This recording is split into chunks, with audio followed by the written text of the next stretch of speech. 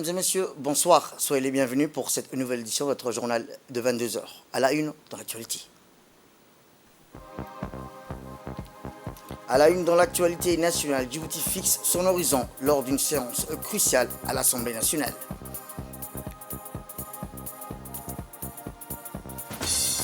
Et enfin, dans l'actualité internationale, au Proche-Orient, frappe aérienne israélienne fait 12 morts dans le sud de la bande de Gaza. C'était les titres. Merci si vous nous rejoignez. Eh bien, je vous dis dans le titre, sous la présidence de M. Dileta Mohamed Dileta, la conférence des présidents de l'Assemblée nationale de Djibouti s'est réunie aujourd'hui. L'objectif principal de cette rencontre était de fixer l'ordre du jour de la prochaine séance plénière, conformément à l'article 21, alinéa 1 et 2 du règlement intérieur. La réunion a été marquée par la présence du Premier ministre, M. Abdelkader Kamel Mohamed, représentant du gouvernement, les membres du bureau de l'Assemblée, les présidents des commissions et les rapporteurs généraux du budget ont également pris part à cette séance cruciale. Eh bien, au centre des discussions, la transmission aux différentes commissions de plusieurs projets de loi qui seront à l'ordre du jour de la prochaine séance plénière. Parmi ces projets de loi figurent des sujets majeurs touchant divers secteurs de la nation, tels que l'éducation, les finances, les infrastructures et la protection de l'appellation d'origine. Les projets de loi examinés lors de cette conférence des présidents incluent notamment l'adoption du schéma directeur de l'éducation et de la formation, l'approbation des comptes financiers de l'imprimerie nationale de Djibouti, de l'agence djiboutienne des routes, de la radio-télévision de Djibouti, du Palais du Peuple, de l'Agence djiboutienne de développement social et enfin le budget initial de l'État pour l'exercice 2024. À la suite des consultations et de l'examen minutieux de l'ordre du jour, la conférence des présidents a décidé que la prochaine séance publique de l'Assemblée nationale aura lieu le lundi 18 décembre 2023. Cette séance promet d'être cruciale, abordant des sujets variés et stratégiques pour le développement de Djibouti. Autre actualité dans ce 22 heures, c'est aussi l'académie de police Idriss Farah Habane Sis Anagad qui a abrité ce matin la cérémonie de clôture de formation pour la police somalienne. Il s'agit là de la 19e promotion au nombre de 94 policiers somaliens qui ont bénéficié d'une formation qui s'est tenue au sein de la PIFA. Eh bien, cette formation qui a duré 1 mois et demi avait pour but d'accroître les qualifications de la police somalienne pour lui permettre d'affirmer son contrôle et de garantir la sécurité des territoires des différentes provinces libérées par la force des armées nationales somaliennes. La cérémonie a débuté avec l'arrivée des troupes par le ministre de l'Intérieur par intérim et ministre de la Défense, M. Hassan Omar Mohamed, le directeur général de la police nationale, le colonel Abdelrahman Ali Kahin, le général de la police somalienne, Abdoulaye Hassan, et le général des carabiniers italiens, Andreas Paris. La cérémonie de clôture du stage a vu la participation du ministre Omar Abdi Saïd, ministre du Travail chargé de la formalisation de la protection sociale, du ministre de l'Agriculture, de l'eau, de la pêche, de l'élevage et des ressources halieutiques, M. Mohamed Ahmed Awale, du ministre de la décentralisation, Qassim Haroun Ali, du chef d'état-major de la défense, le général de brigade Tahir Ali Mohamed, du directeur général de la sécurité nationale, M. Hassan Saïd Khere. Rappelant que l'arrivée des troupes a été marquée par la présence des différentes unités de la police nationale, à savoir la fanfare, les porte-drapeaux, les motards, le peloton des policiers somaliens, la direction de la sécurité publique, la compagnie d'intervention, direction d'immigration et la police militaire IRED. Depuis son arrivée au pouvoir, le président somalien Hassan Sheikh Mohamud a lancé une offensive militaire sans précédent contre les terroristes Al-Shabaab. L'offensive militaire de Mogadiscio, saluée par la communauté internationale, a d'ores et déjà connu un succès significatif et a permis de libérer plusieurs villes stratégiques au sud et au centre de la Somalie.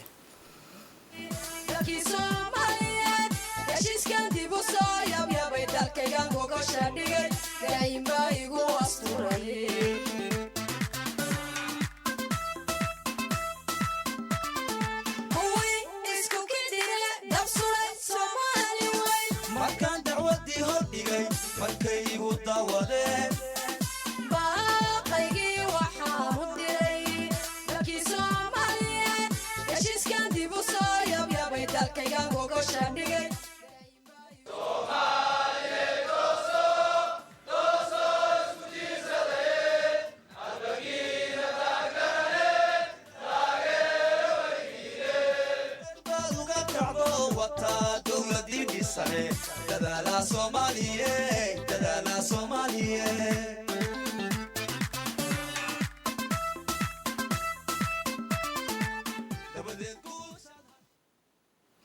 Eh bien, dans son discours, le général de la police somalienne, Abdoulaye Hassan Brissé, a d'abord mis l'accent sur l'importance que revêt cette formation des policiers somaliens qui a débuté, rappelons-le, en 2013.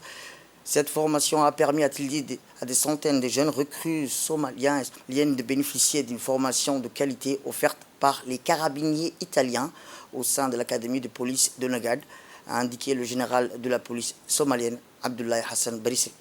Par ailleurs, le général de la police somalienne a tenu à rappeler le rôle essentiel de la police somalienne pour la sauvegarde et le maintien de la paix en Somalie. Sous le patronage du président de la République fédérale somalienne, Hassan Sheikh Mohamud, nous avons lancé une offensive militaire de grande envergure contre les terroristes Al-Shabaab, a annoncé le général de la police somalienne. Les liens entre la République des Djibouti et la République fédérale de la Somalie, souvent un creuset propice dans la fraternité et la solidarité qui sont, a-t-il rappelé, le fondement même.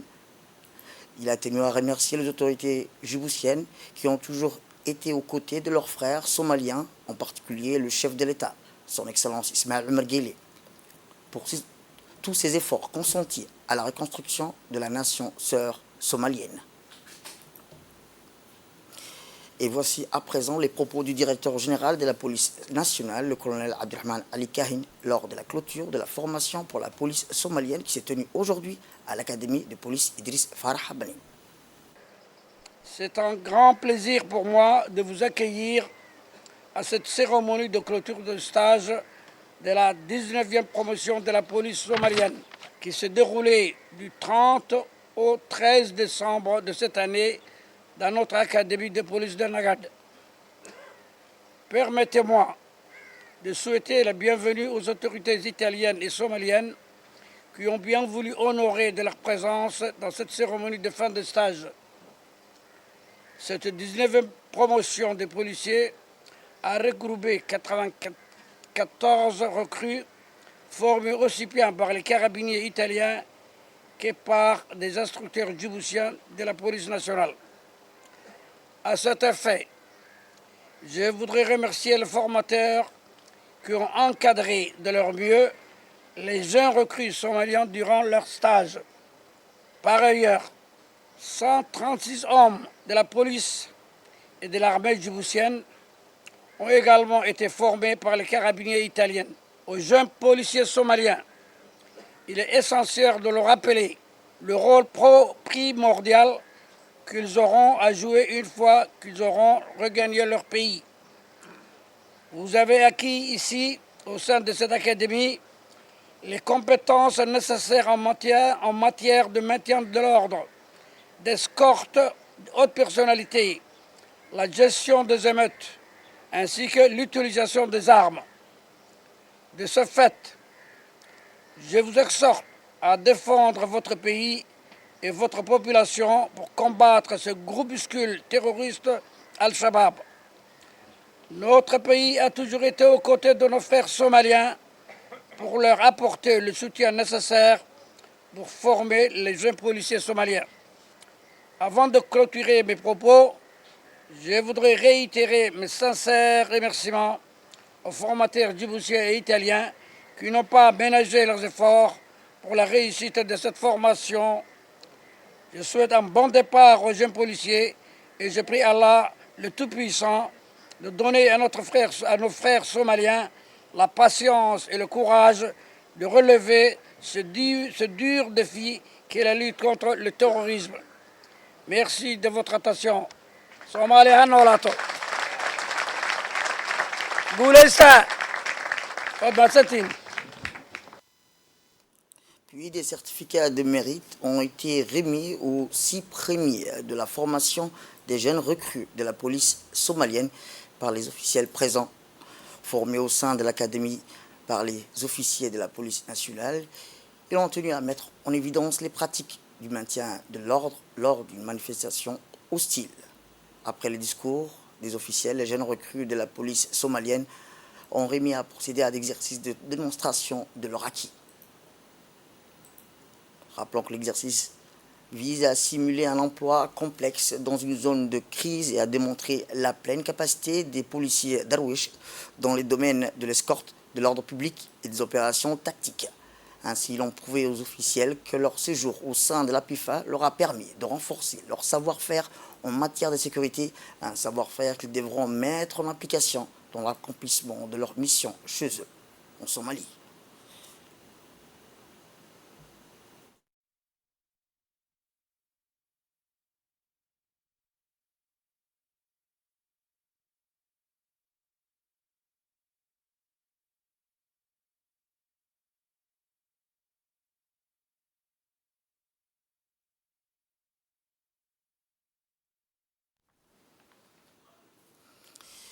Après la cérémonie de fin de formation des policiers somaliens qui s'est tenue à l'académie de police Idriss Farah, c'est clôturé par un petit déjeuner offert par le directeur général de la police nationale, le colonel Abdelrahman Ali Kahin. En fin de matinée, la journée s'est clôturée par un échange de cadeaux entre le directeur général de la police nationale, le colonel Abdelrahman Ali Kahin, et le général des carabiniers, le général de la police somalienne, et le directeur de la PIFA, le commandant Youssouf Omar Youssouf.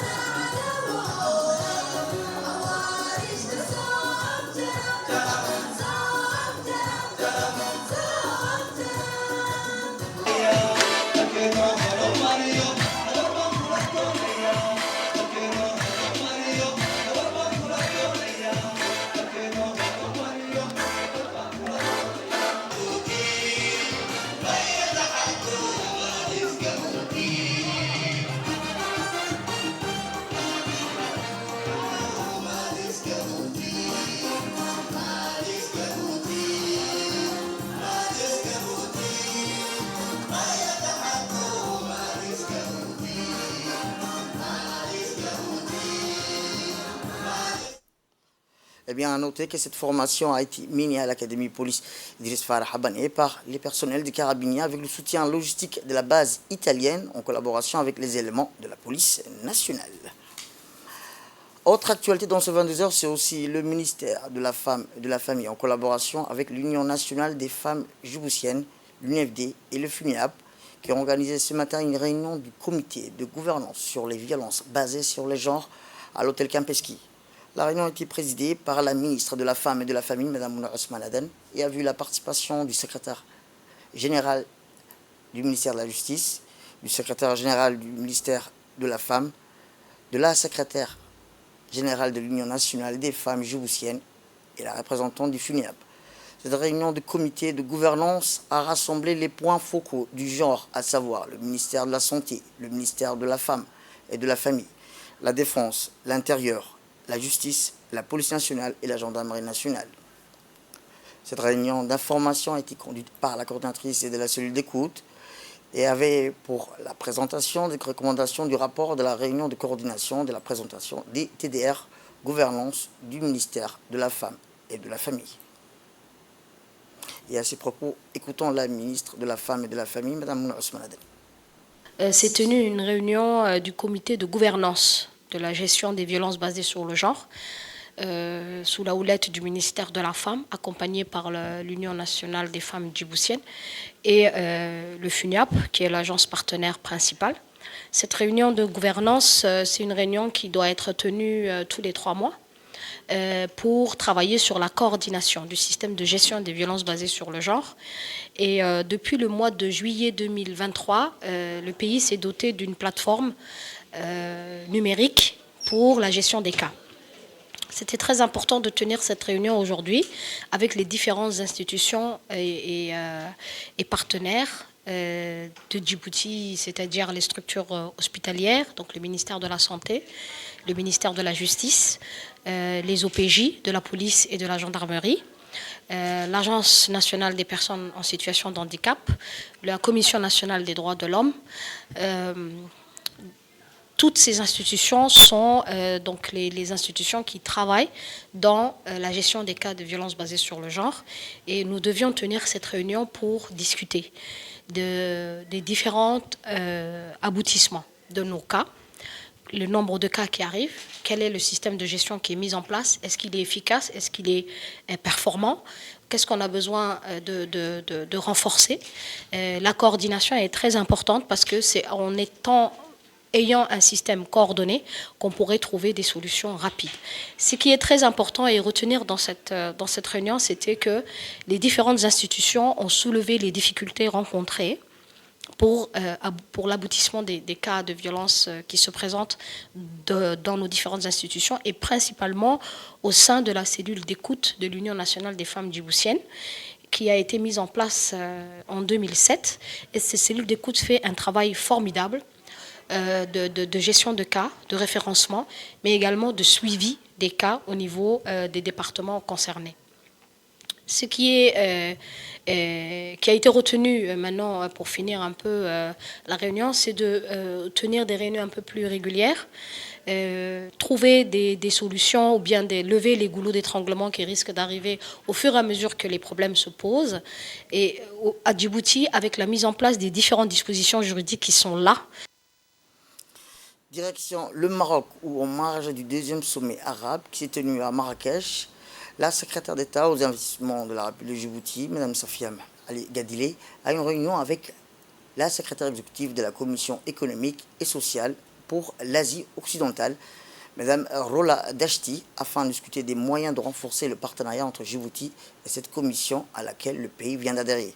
Et bien, au cours de la réunion, Mme Safia Ali Gadile a présenté la situation générale de l'écosystème des petites et moyennes entreprises à Djibouti. Elle a également sollicité le soutien de la CAO, une importante institution onusienne, pour accompagner les petites et moyennes entreprises djiboutiennes. L'accent a été mis sur le renforcement des capacités des institutions qui soutiennent et encadrent les PME, ainsi que la création d'un écosystème favorable à leur épanouissement. Pour plus de détails, écoutons la ministre à ce sujet. La délégation djiboutienne au Maroc qui assiste au deuxième sommet arabe organisé pour les PME et qui porte sur le thème de la résilience vers la prospérité. Nous venons d'achever une importante réunion qui porte ses fruits pour la croissance des PME de Djibouti. Les entreprises djiboutiennes vont bénéficier d'un important appui apporté par l'ESCOA au profit du gouvernement de Djibouti. Il portera sur la formalisation des entreprises et la mise en place d'une stratégie qui va permettre la croissance des PME djiboutiennes. Le centre pour le leadership et l'entrepreneuriat sera également appuyé en vue d'un meilleur encadrement pour les entreprises djiboutiennes. Retour à Djibouti, où une ambiance festive et empreinte de succès a régné à la cérémonie de fin de formation des techniciens de la radio-télévision de Djibouti, qui s'est tenue aujourd'hui au siège de la RTD. Cette cérémonie, parrainée avec honneur par le directeur général de la radio-télévision de Djibouti, M. Ada Abdigama, a été marquée par la remise des certificats aux techniciens qui ont brillamment complété leur formation sur le doigt technique des pointes et les logiciels. Les techniciens de la radio-télévision de Djibouti ont suivi une formation intensive sur les dernières technologies et les logiciels techniques utilisés dans le domaine de la radio, que ce soit dans la télévision. Cette formation a été dispensée par des experts renommés dans le secteur, garantissant que les participants acquièrent les compétences nécessaires pour rester à la pointe de l'industrie en constante évolution. Eh bien, le directeur général de la radio-télévision de Djibouti, M. Ada Abdigama, a ouvert la cérémonie avec des paroles inspirantes, soulignant l'importance de l'investissement dans la formation continue pour maintenir l'excellence technique dans le domaine de la radiodiffusion. Il a félicité les techniciens, mais aussi les formateurs pour leur dévouement et leur engagement tout au long du programme de formation. La cérémonie a atteint son apogée lors de la remise des certificats aux techniciens distingués. Chacun des récipiendaires a exprimé sa gratitude envers la radio-télévision de Djibouti et son équipe des formateurs, reconnaissant l'impact significatif de la formation sur leurs compétences professionnelles. Les invités d'honneur ont présenté à la cérémonie ont souligné l'importance d'une telle initiative de formation dans le développement de l'industrie, de la radio et de la télévision. Ils ont salué le rôle de la radio-télévision de Djibouti en tant que leader visionnaire dans la promotion de l'éducation continue pour ses employés. La journée s'est clôturée avec une photo de famille avec les techniciens, formateurs et invités des célèbres ensemble. Le succès atteint s'est renforcé des liens au sein de la communauté professionnelle de la radio-télévision de Djibouti. Autre actualité dans ce 22h, c'est aussi le directeur général de la protection civile, le colonel Mahmoud Moussa Mahmoud, qui a présidé aujourd'hui la cérémonie de clôture d'une double formation en faveur d'une vingtaine des sapeurs-pompiers. Cette cérémonie a vu la présence des responsables militaires français basés à Djibouti. Cette formation avait pour but de rendre plus performant l'action des sapeurs-pompiers grâce à l'utilisation des nouvelles techniques basées sur le rôle et sur le chef d'agri et le secours routier qui est crucial dans les opérations. L'intervention et la formation des maniements des usagers et des drones. Comme vous le savez, les accidents de route sont fréquents ces derniers jours. De fait, des proliférations et d'agrandissements de la ville, cette formation tombe à point nommé. Rappelons enfin que la cérémonie s'est clôturée par un échange de cadeaux et la traditionnelle photo de famille pour immortaliser cette occasion unique.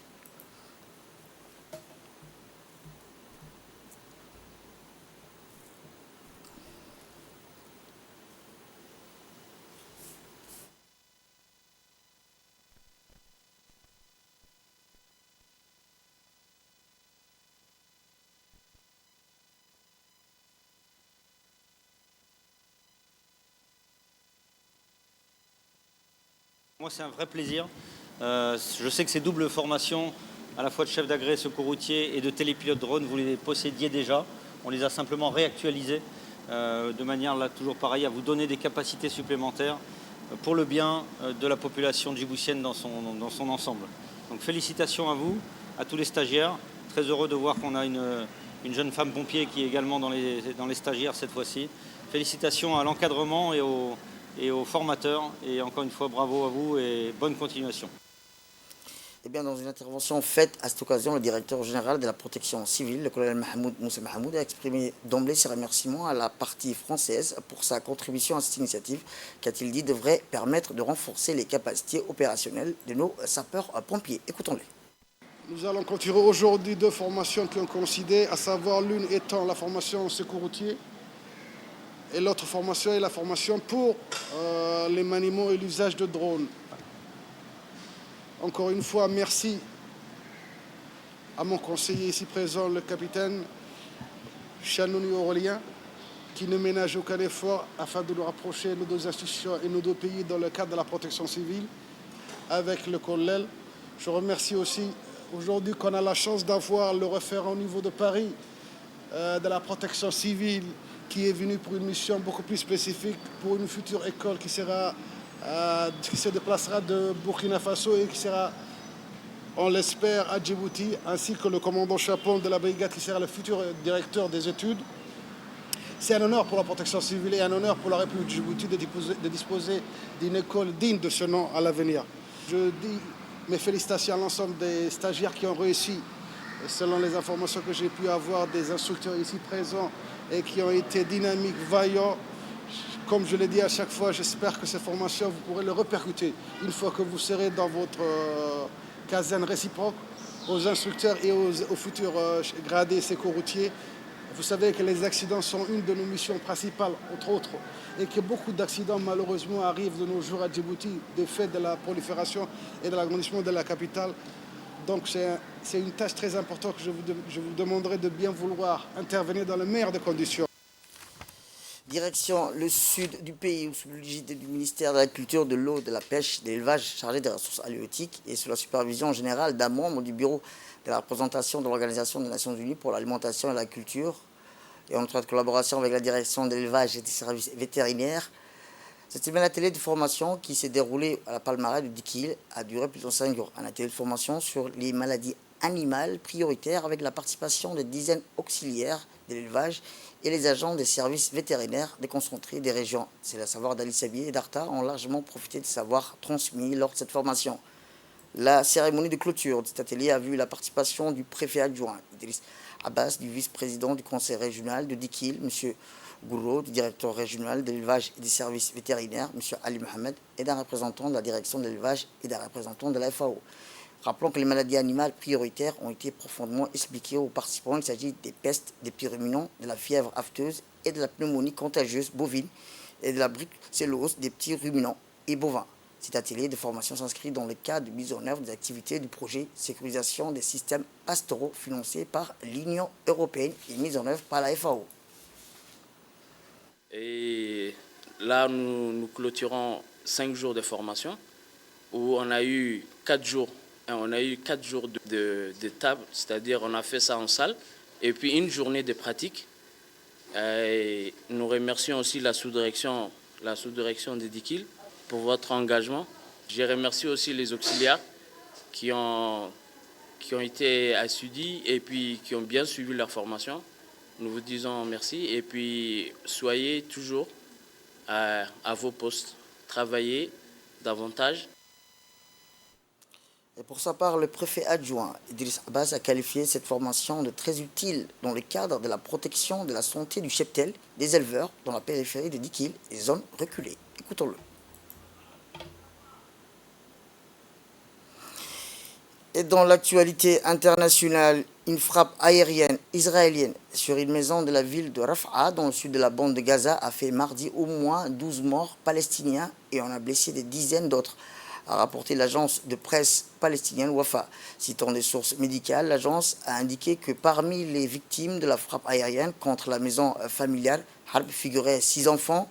Les avions de combat, l'artillerie et les canonniers israéliens ont également continué à bombarder l'enclave palestinien assiégé, faisant des dizaines de victimes, pour la plupart des enfants et des femmes. Israël a bombardé la bande de Gaza depuis les airs, la terre, imposé un siège et lancé une offensive terrestre à représailles. Depuis lors, au moins 18 000 personnes palestiniennes ont été tuées et plus de 49 000 autres ont été blessées dans l'attaque israélienne, selon les autorités sanitaires de Gaza depuis le 7 octobre dernier. C'est tout pour cette édition. Merci à vous de nous avoir suivis. Restez avec nous pour la suite de notre programme télévisé. Le programme continue sur Télé Djibouti.